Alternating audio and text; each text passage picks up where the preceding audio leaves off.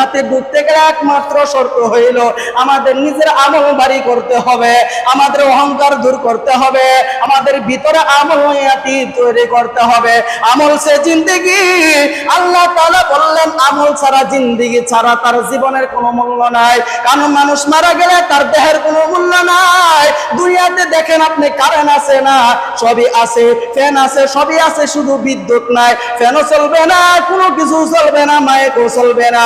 আল্লাহ বলে যার ভিতরে রূহ নাই তার চক্ষু চলবে না, নাকও চলবে না, কানও চলবে না, কোনো কিছু চলবে না, সবকিছু স্টপ হয়ে যায়, বন্ধ হয়ে যায়।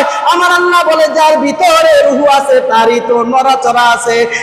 কবির ভাষা এমন জীবন করিয়া গঠন, মরিলে হাসিবে কাঁদিবে ভুবন। সুবহানাল্লাহ। আল্লাহ আমাদেরকে এমন জীবন করিয়া গঠন, মরিলে হাসিবে কাঁদিবে ভুবন। এমন জীবন কইরেন না যে মারা যাওয়ার পরে কইব যে অমুক ব্যক্তিরা গালি আরো 4-5টা মাইরা দিয়ে কইব মারা গেছে, এই শত্রু মারা যাওয়ার কারণে আমার রাস্তা ক্লিয়ার হয়েছে। কি হয় কি হয় না? এই দুশ্মন মারা গেছে, আমি একটু শান্তি পাইছি। দোয়া আইব না, খালি পথ দোয়া, খালি পথ দোয়া। কি ঠিক না বেঠি? আর যদি আমল ভালো হয়, যে কোনো প্রান্তের যে কোনো মানুষ আপনার জন্য বলবে, একবার হলে কব ভাই বুকটা খুব ভালো ছিল।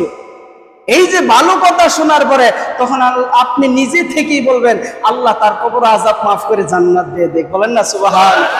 এই যে কতগুলো মানুষ তার জন্য চিনেও না, না চিনেই এই দোয়া করতেছে, আল্লাহ যদি কার দোয়াটা কবুল করে আর কার দোয়ার উসিলায় তারে মাফ করে দিবে, এটা কি আমরা জানি? আল্লাহ বলছি তো উসিলা দিয়ে জান্নাত, ওই যে উসিলা দিয়ে তারে জাহান্নাম থেকে উঠায়া উঠায়া শেষ পর্যন্ত জান্নাতে ঢুকে গেছে।